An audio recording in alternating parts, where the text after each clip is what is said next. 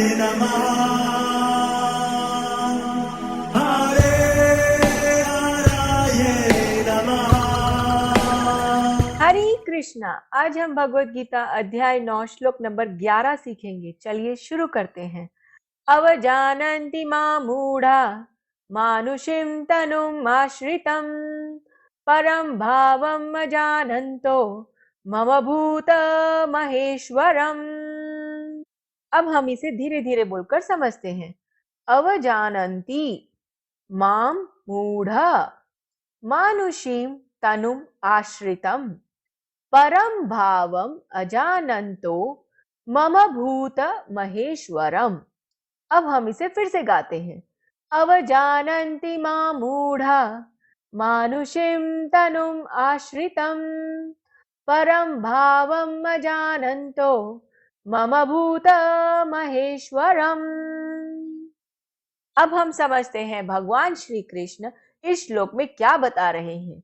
जब मैं मनुष्य रूप में अवतरित होता हूं तो मूर्ख मेरा उपहास करते हैं। वे मुझ परमेश्वर के दिव्य स्वभाव को नहीं जानते। हरे कृष्णा। चलिए अब हम महाप्रेम प्रभु जी से इस श्लोक के बारे में और अच्छे से समझते हैं। हरे कृष्णा जी।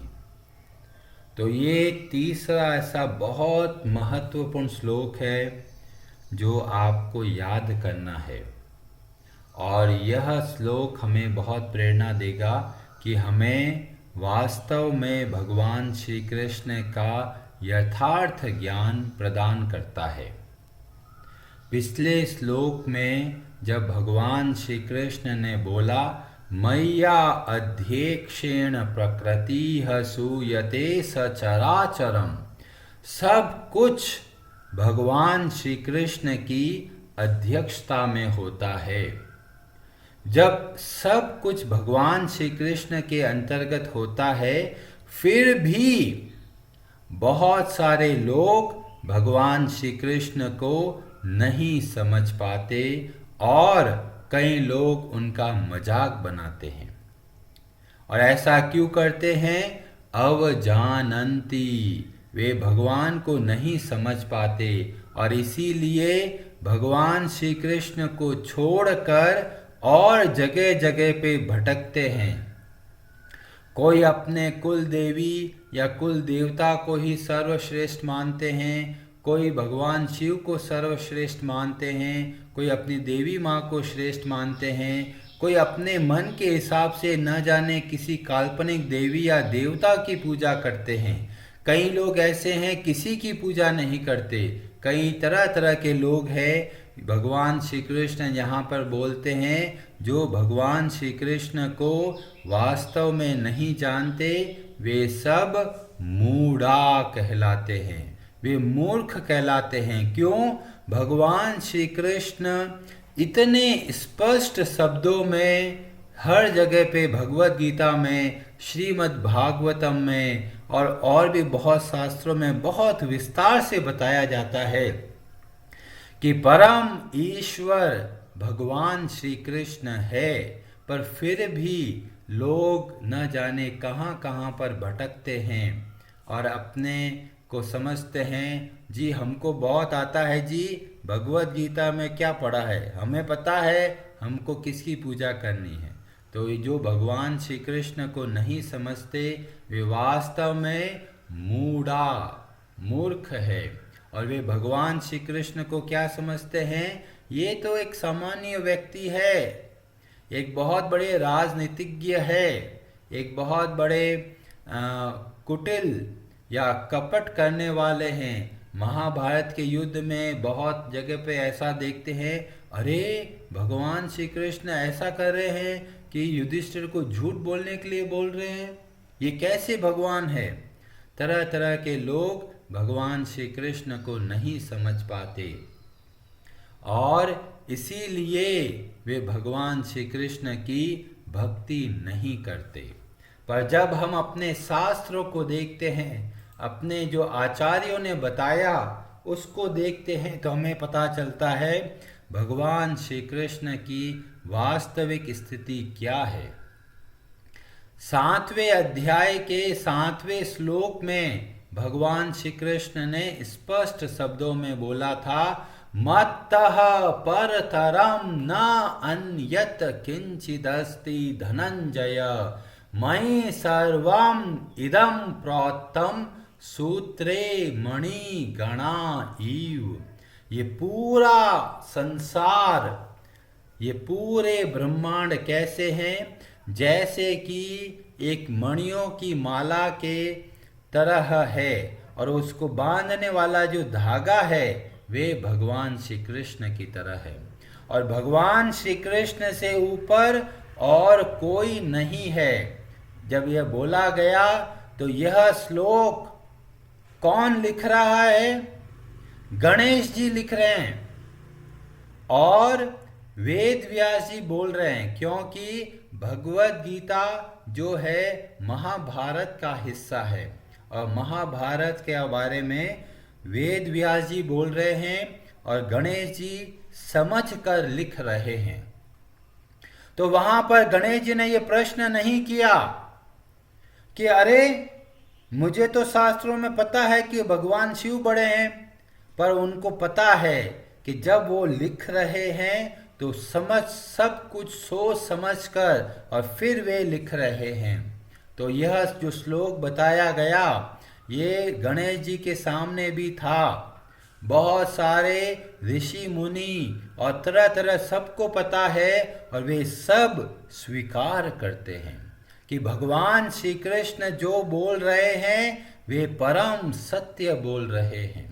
ऐसा नहीं है कि अलग अलग देवी देवताएं हैं, कभी कोई बड़ा है कभी कोई बड़ा है।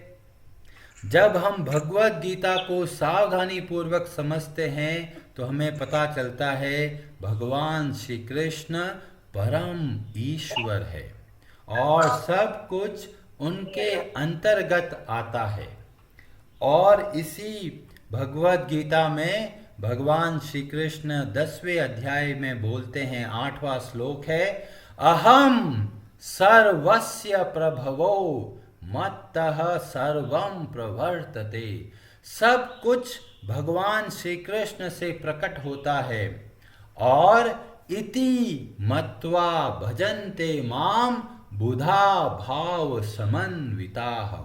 और यह चीज समझकर वे क्या करते हैं? बहुत अच्छे तरीके से भगवान श्री कृष्ण की भक्ति करते हैं। तो जो व्यक्ति भगवान श्री कृष्ण की भक्ति में नहीं लग रहा है, इसका मतलब वह भगवत गीता को नहीं समझ रहा। कई लोग भगवत गीता से कर्म योग निकाल रहे हैं, कई लोग भगवत गीता से अष्टांग योग निकाल रहे हैं, पर वे भगवत गीता को नहीं समझे, क्योंकि भगवत गीता को समझने का मतलब है भगवान श्री कृष्ण को समझना, और भगवान श्री कृष्ण को समझने का मतलब है पूर्ण हृदय से भगवान श्री कृष्ण की भक्ति करना। और अगर ऐसा नहीं करते, इसका मतलब हमने सुना है पर हृदय से स्वीकार नहीं किया। ये ऐसा ही है जैसे कोई व्यक्ति बोलता है, अरे आपको तैरना आता है? हाँ जी हमको सब पता है, एक हाथ आगे लो, दूसरा हाथ आगे लो, हो गया तैरना। लो जी पानी में कूद के दिखाओ। पानी में कूदे, अरे बचाओ अरे बचाओ। क्यों? कि जो ज्ञान है वो थ्योरिटिकल है, प्रैक्टिकल ज्ञान नहीं है। ऐसे ही बहुत लोग बोलते हैं, अरे हम तो बहुत मानते हैं भगवान श्री कृष्ण को। आप ये बताइए भक्ति कितनी करते हो, कितनी माला का जप करते हो? जी वो तो नहीं करते। तो समझ लीजिए आपने हृदय से स्वीकार नहीं किया है भगवान श्री कृष्ण को, और ना आप समझे हो। जो अच्छे से भगवत गीता समझ जाता है वे उसी क्षण से भगवान श्री कृष्ण की भक्ति में पूरे हृदय से लग जाते हैं। अब कई लोग बोलेंगे, अरे प्रभु जी हमारे तो कुल देवता भगवान शिव है, हमारे तो कुल देवी देवी योग माया है, तो क्या उनको छोड़ दें? नहीं, उनकी पूजा आप करते रहिए, उनको आप एक गुरु की तरह देखिए, और वे गुरु की तरह आपको मार्ग बताएंगे। आपको जो देवी जो देवता की पूजा कर रहे हैं वो कीजिए, पर आप उनको गुरु की दृष्टि से देखिए। जब भी आप प्रार्थना करें, या तो आप प्रार्थना करें कि हे देवी माँ, हे भगवान शिव, हे हनुमान जी, आपको जो सबसे प्रिय है वह मेरे को दीजिए, या फिर आपको जो सबसे उत्तम लगे वह मेरे को दीजिए। और आपको मैं गारंटी देता हूं 1 साल के अंदर आप अच्छे से भगवान श्री कृष्ण की भक्ति करने लग जाएंगी। क्यों? क्योंकि ये सब के सब भगवान श्री कृष्ण के बहुत बड़े भक्त हैं और वे स्वयं हाथ पकड़कर हमको भगवान श्री कृष्ण की भक्ति सिखाएंगे।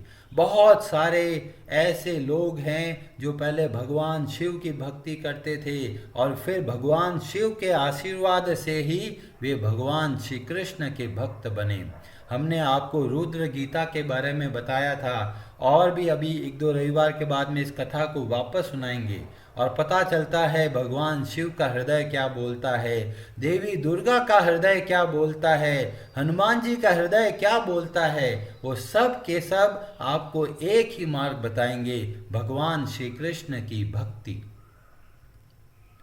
तो हमारे बड़े बड़े आचार्य ऐसा बोलते हैं, बड़े बड़े ऋषि मुनि ऐसा बोलते हैं, देवी देवता ऐसे बोलते हैं, शास्त्र हमारा ऐसा बोलते हैं, और फिर भी बहुत सारे लोग होते हैं जो सोचते हैं जी हमें ज़्यादा पता है, ये शास्त्रों में जो लिखा है, देखो उस पुराण में ऐसा भी लिखा हुआ है।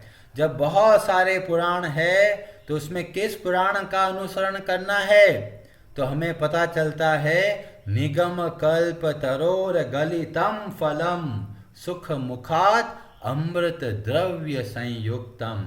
जो बहुत सारे शास्त्र है और भ्रमित हो जाते हैं तो बताया निगम कल्प तरोर गलितम फलम। सारे शास्त्रों का सार है श्रीमद् भागवतम। तो भागवतम के आधार पर निर्णय लीजिए। परीक्षित महाराज के पास केवल 7 दिन थे। उस वक्त किसी ऋषि ने ये नहीं बोला कि आप शिव पुराण पढ़िए, देवी भागवत पढ़िए, विष्णु पुराण पढ़िए, वायु पुराण पढ़िए, अग्नि पुराण पढ़िए या गरुड़ पुराण पढ़िए। नहीं बोला। क्यों नहीं बोला?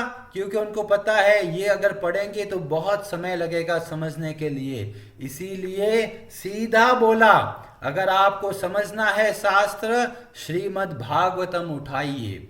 और इसीलिए हम जब श्रीमद् भागवतम का अध्ययन करते हैं तो हमें देवी दुर्गा का वास्तविक रूप समझ में आता है, भगवान शिव का वास्तविक रूप समझ में आता है।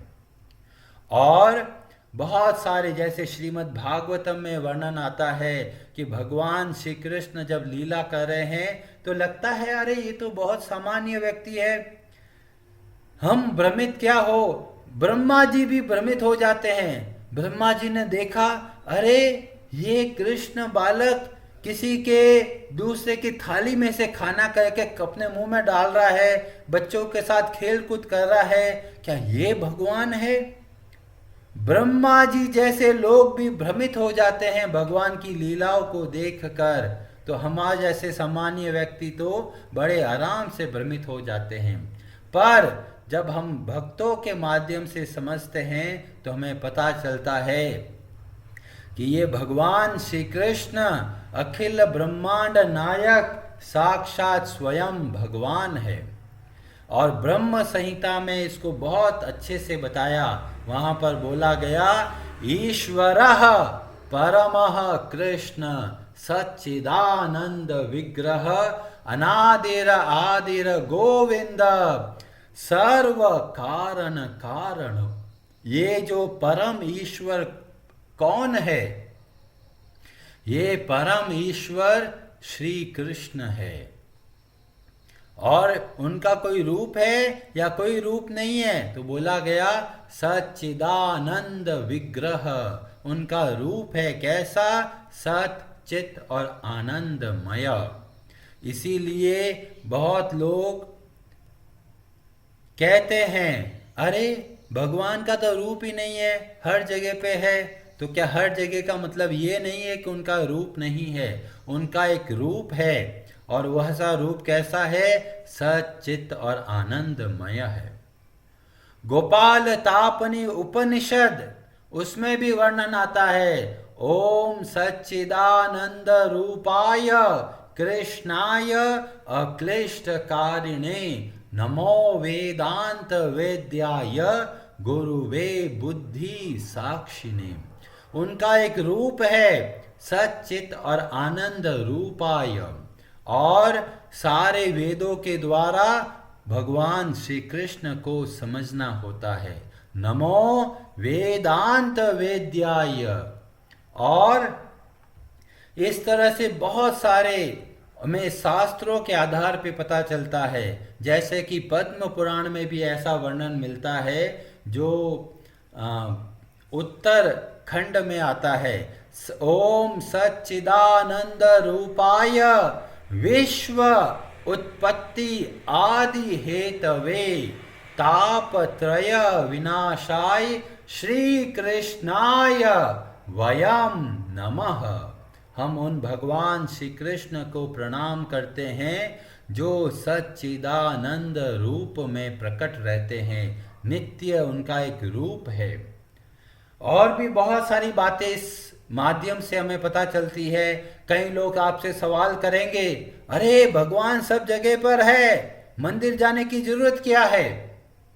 कई लोग बोलेंगे, अरे भगवान तो निराकार है जी, अगर साकार होंगे तो सब जगह पे कैसे होंगे? तो ऐसे प्रश्नों का उत्तर हम लोग कल देंगे इसी श्लोक के आधार पर।